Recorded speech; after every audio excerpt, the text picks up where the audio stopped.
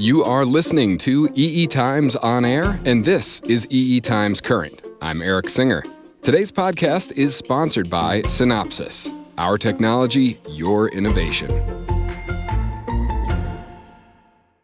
We're currently at a significant turning point in the semiconductor industry, marked by the rapid adoption of heterogeneous integration of dies into a single package. As that need to connect evolves from chip to die, this new multi-die architecture presents unique challenges and demands, and the industry needs an interconnect that quickly and reliably links the dies. The Universal Chiplet Interconnect Express, or UCIe, has emerged as the leading standard for die-to-die connectivity due to its flexibility, comprehensive stack support, and technical strengths. In today's episode, we'll dive into the UCIe standard, describing the challenges it helps designers tackle, some of the progress since its inception, and ways to maximize UCIe beyond the standard's definition. We'll also cover how to best utilize UCIe to cater to your specific application needs. Here to help us with all of that is our guest, Mick Posner. He joined Synopsys in 1994 and is currently the Vice President of IP Product Management at Synopsys, targeting high performance and data center applications. Prior to this role, Mick held a range of management positions in product marketing, applications consulting, and technical marketing at Synopsys. His expertise ranges from digital front-end to mixed-signal back-end design topics and FPGA-based prototyping. Mr. Posner holds a degree in electronic and computer engineering from the University of Brighton in England. Mick, thank you so much for joining us today. Thanks, Eric. And as you can tell from my bio, I joined Synopsys when I was 12. It's been a long run since you've been there. You've seen a lot of innovation since you've been there, and you've been in a variety of roles. And the UCIe standard it's a pretty big deal. I dare say visionary at the time of its inception. There's so much of the issues that we face today as we see Moore's Law slowing down. UCIe really, I think, helps us turn that around. So what do you think the vision was for UCIe? And it was very visionary, let's be clear. As I look back through my career in interface IP, we have not seen a protocol inflection point like this for 15 years. So the vision really for UCIe was to become the de facto standard of die-to-die connectivity. And die-to-die connectivity is not actually new.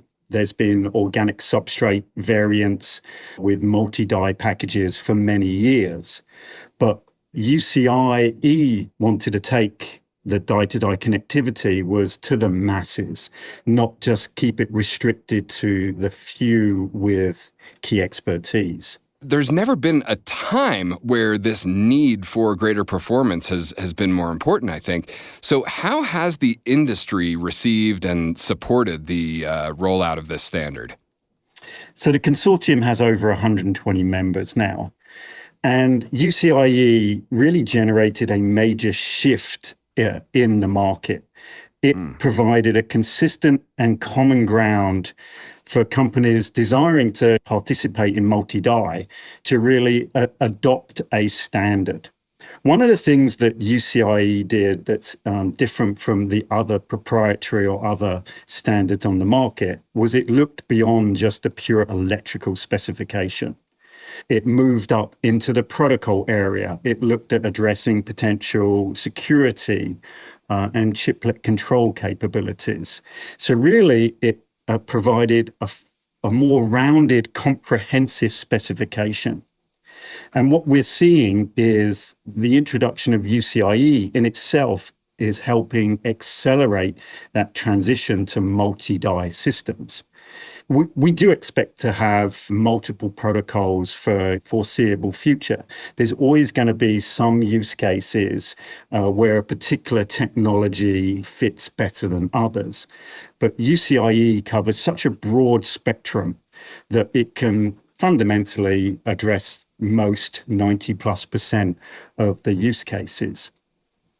Yeah, and you talk about there being 120 plus members of this consortium now, and even for those of us who aren't paying attention to the day-to-day news about die-to-die connectivity, I think many of us heard about this collaboration between Synopsys and Intel, Pike Creek, the world's first UCIe connected chiplet-based test chip that was unveiled at Innovation 2023, which really, I think, makes it clear how broadly this is bringing different players in the industry together, yeah?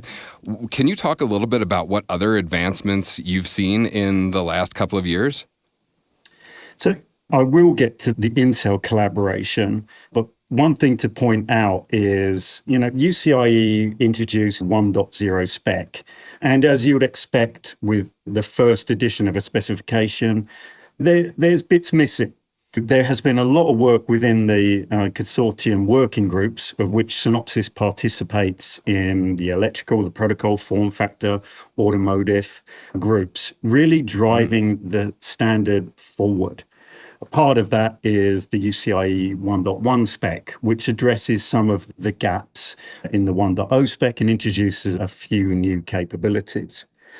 One of the key problems with UCIe, of course, is it's new. And customers who are looking to adopt a die-to-die connectivity, that's high risk to them. Synopsys, we've been doing interface IP for many years. We understand what it means to adopt a third-party IP. So we went about accelerating risk reduction. And what does that mean? First of all, we need more than just RTL and GDS deliverables. Customers look to Synopsys for proof points, silicon validation. So we accelerated a lot of our silicon validation work to make sure that there was silicon proof points in advance of customers adopting our solution.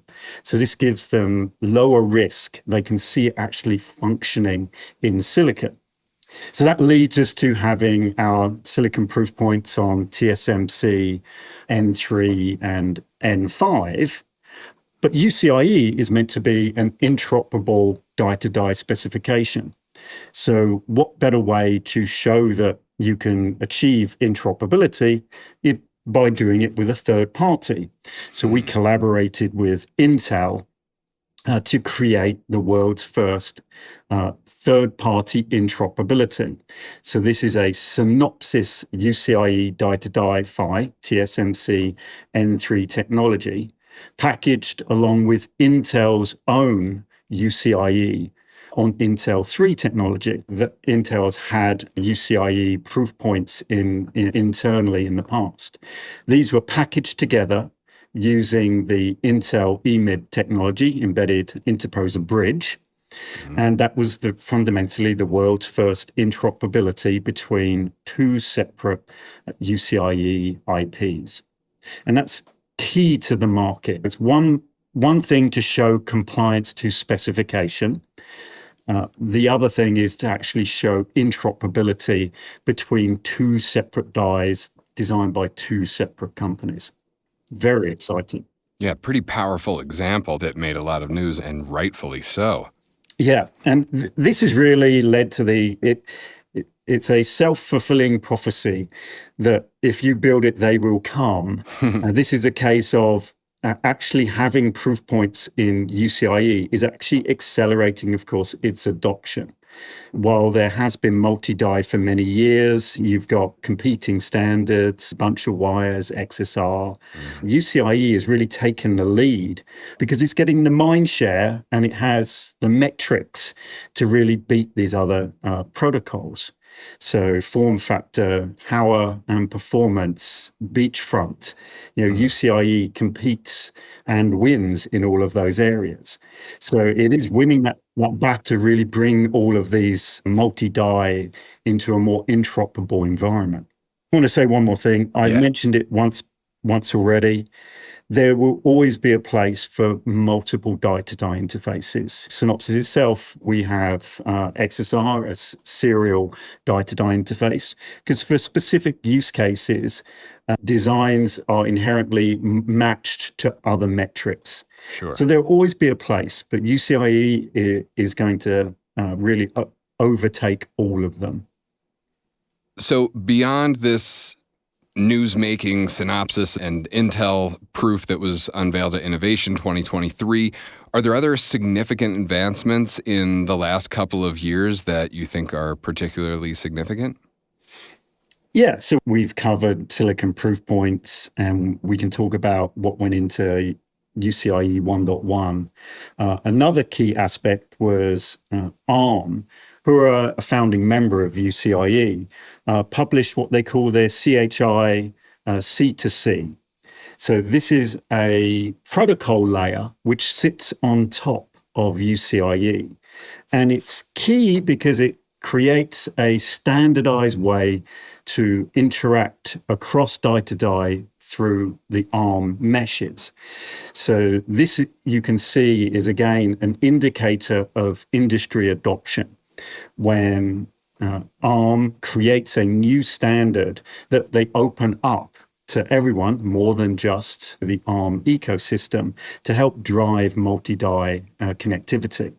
And really, the reason that they did it is, in one aspect, they are looking for environments where the ARM subsystem and systems are split up across multiple dies. So they need an interoperable way of communicating across that die-to-die link. But by opening up, they also open up the opportunity for connecting into the ARM infrastructure in a unified fashion. A processor to accelerator block. In automotive, you would have AI system with ADAS system, all interoperating across multiple dies. And this really shows that while the initial focus was on the raw electrical, UCIe's vision was always to grow up the stack. It had a set of protocols, system protocols defined as part of the original specification, but now they're adding additional protocol layers on top of that. And other providers like ARM are coming along and trying to standardize that system layer as well. I think there are going to be continued challenges in achieving the reality of mixing and matching IPs and mixing and matching nodes across multi-die. You have quite a hierarchy of requirements. It's more than just the IP level. You're then mixing potentially multiple nodes. Let's say a TSMC N5 with an N3. But that could also be an N5 node with a Samsung node or an Intel node. So your interoperability matrix becomes very complex. So I think, while there has been great strides in moving UCIe forward, there are significant challenges still to address. And some of that it's just going to come in time as there's more maturity and more proof points are built around UCIe. And I think that's a beautiful segue into what I wanted to ask you about next. What would you advise designers to do in terms of utilizing UCIe IP to meet the specific needs of an application that they're designing their chips for? Yeah, great question. The benefit of UCIe and the way that it has been specified is that it can be tailored to an application's requirements. That's because in the UCIe spec itself, they defined not only a broad spectrum of electricals and package type support, but also configuration, form factor, and protocol. So the key to utilizing UCIe is to make sure that you're customizing it and configuring it to the needs of your application. So it could be an area constraint you want to focus on. It could be a beachfront efficiency. It could be highest performance with low latency. UCIe as a specification is broad enough, and then the implementation of that IP provides you with the flexibility to configure it to those specific needs. So tailoring it to your use case is really going to not only meet the needs of your project, but also optimize the UCIe for that specific case. And I'll bring up a couple of examples, simple ones. Obviously, are you going to be using an organic substrate, traditional packaging technology, or a more advanced packaging technology like interposer or embedded interposer bridge? You can tailor the IP for those packages. Typically, organic substrates are a cheaper packaging type, but they also have a reduced beachfront efficiency and overall bandwidth, where advanced packaging technologies, more expensive, but offer the highest beachfront efficiency and performance. You can optimize the protocol stack for your need. You can be almost a raw interface, FIFO. So you're pumping data across the link with the highest performance, lowest latency. But if you require some sort of interoperability, a raw interface is typically going to mean that you have to own both sides of the link. So both of those dies need to understand what the data is going across. But if you're looking to utilize third-party dies, chiplets, then there's going to have to be some sort of interoperability, and the protocol will need to handle that. And that's where the higher layer stacks come on. The ARM CHI chip-to-chip. It could also be based for memory sharing, memory pooling sort of models. It could be PCIe, utilizing the PCIe stack. It could also be AMBER AXI based. The key is being able to tailor that interface to your specific project's needs. And a one size does not fit all. This is why you need extra capabilities as well to really validate and verify that within the context of your design. So that could be signal and power integrity. It could be specific package validation. And you also need an EDA tool flow that can account for multi-die systems. So Synopsys has 3DIC compiler, our EDA tool flow to automate multi-die design. And actually, our IP, our UCIe IP, is integrated into the 3DIC tool. So it has knowledge of how to route across advanced interposer packages. And it's more than just basic routing. It understands the requirements of UCIe. So inherently, you get the best quality of design in the shortest amount of time through that built-in expertise. So tailoring your UCIe interface to your precise needs is key to the success of your multi-die. Yeah, that flexibility is a point that I hear you keep hammering on for good reason. We hear people throwing around, trademark issues notwithstanding, Lego plug and play, and other ways to describe the ease with which this will hopefully enable designers to take advantage of that flexibility. That's definitely the point that catches everyone's attention. The vision that they can build a system of multiple die easily. Now, the dirty secret behind that is it's still going to be specific to a packaging technology. So within an ecosystem, the partners need to get together and decide, we are going to make this all for organic substrate. We're going to do this all for an advanced packaging technology. So it's almost the vision of being able to mix and match, but it's still within the limitations of packaging technology. Yeah, we've got to agree to a set of foundational rules for the game here. Yeah. Now UCIe understands that.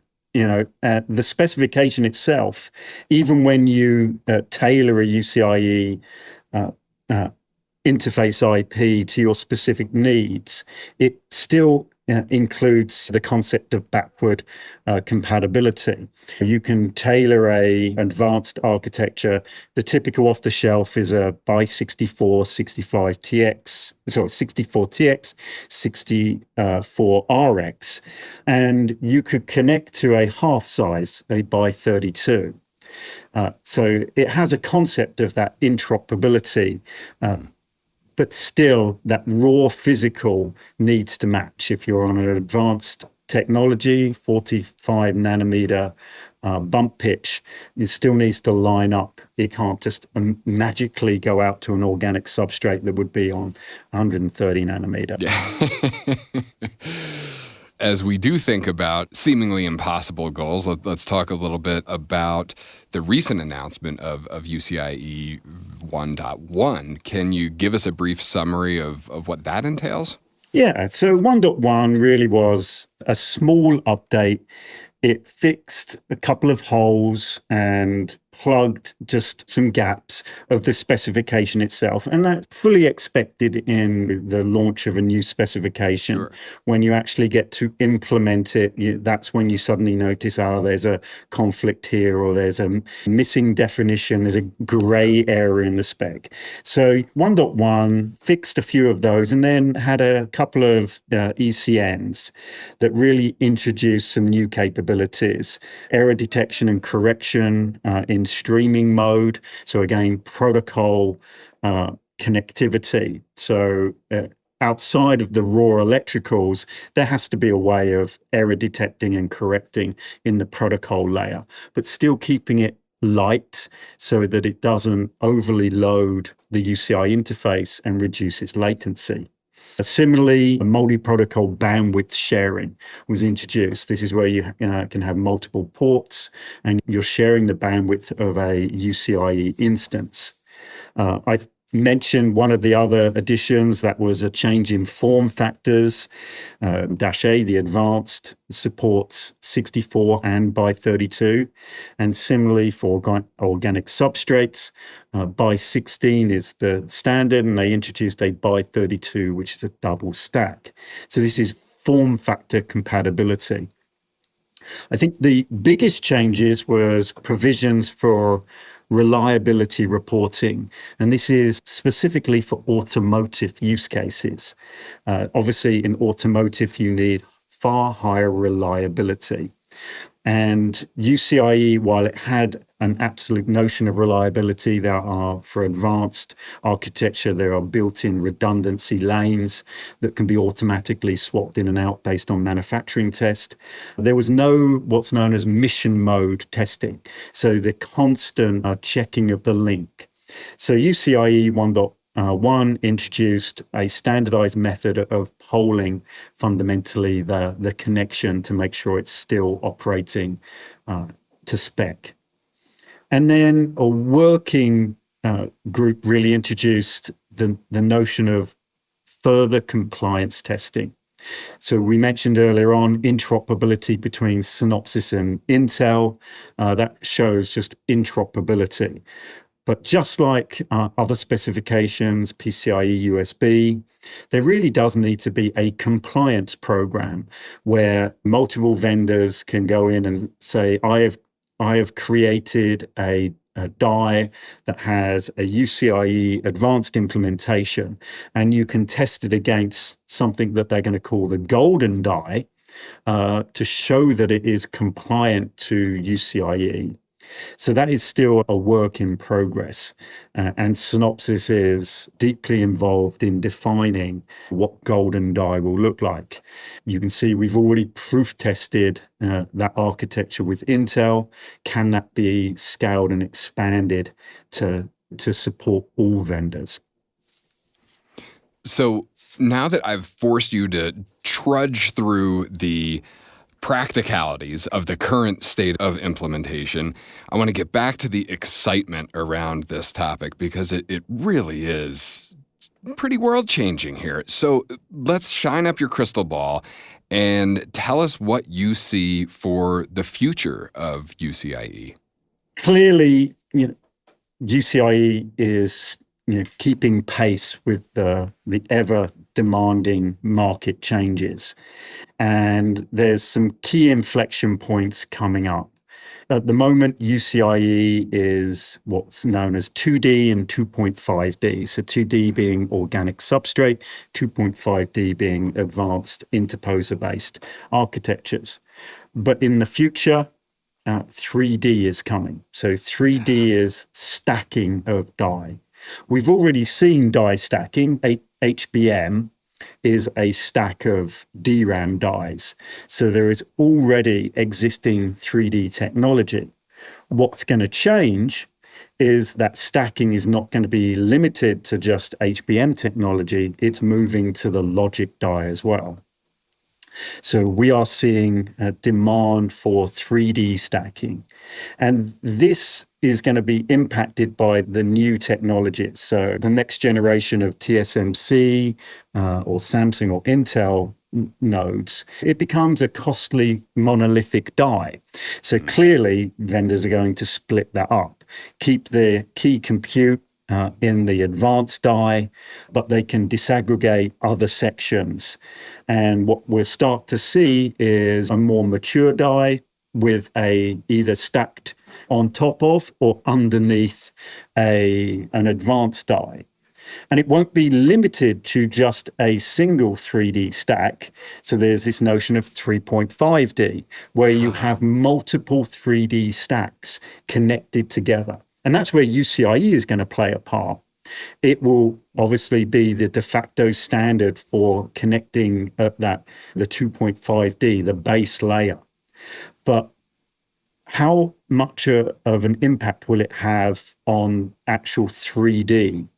So clearly there will be cases where in the 3D stack, let's take face-to-face, which is bump-to-bump connectivity. That may be serviced by simple I/O, 3D I/O, where it's fundamentally just seen as a wire, either across hybrid bond or TSV. But we're already seeing demand for taking a full bus across those 3D stacked die. Wow. And of course, UCIe is a natural fit there because it's already being adopted for the interconnectivity to the dies that are next to it. It makes sense they could also be used going up through the stack as well. So that's still cutting edge. We'll see more of 3D in the future. But some of the lower hanging fruit for UCIe, of course, is high performance. Bandwidth and latency in high performance compute is key. So scaling from 16 and 24 gig to 32 and above will be, of course, in the world of IP, will be the next big shift. Again, it's all about beachfront density. How much data can you move across the smallest amount of beachfront? Another aspect that is accelerating pace is security and chiplet authentication. We've all seen the news of data leaks and hacks. Multi-die is more secure because it's inside of a package. It still it's at risk of being attacked. So security, chiplet authentication, I am the die that you expect. And even encryption across the link will be coming in the future as well. I think the other areas, I've mentioned one, compliance.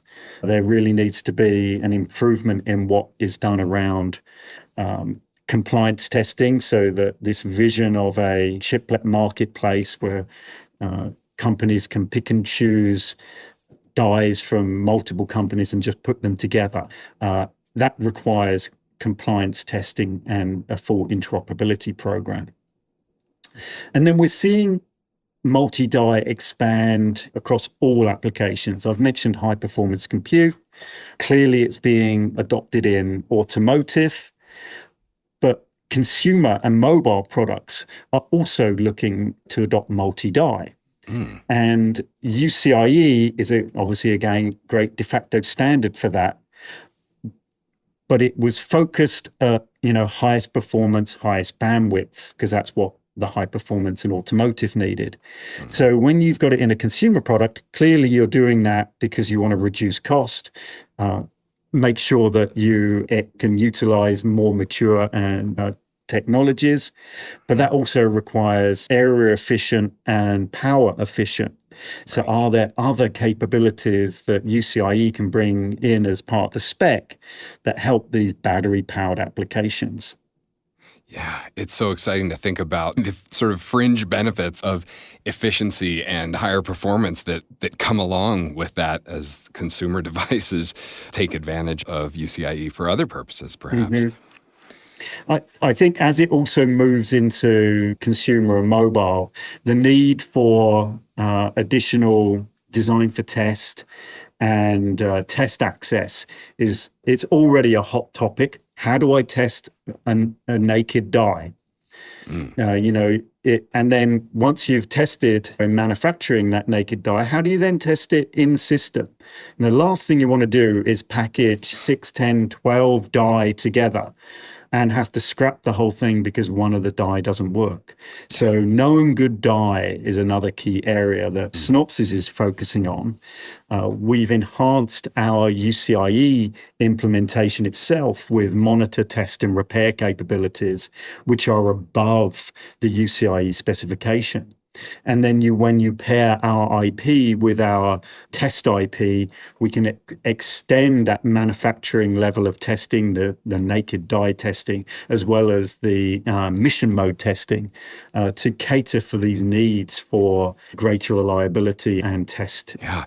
We keep seeing these press releases that are relevant to this coming out from Intel, from NVIDIA, from Samsung, and it feels, reading between the lines or sometimes on the lines themselves, that Synopsys is at the center of it all. And so for that and many other reasons, we really appreciate you coming on the show and sharing your expertise with us today, Mick. Thank you so much.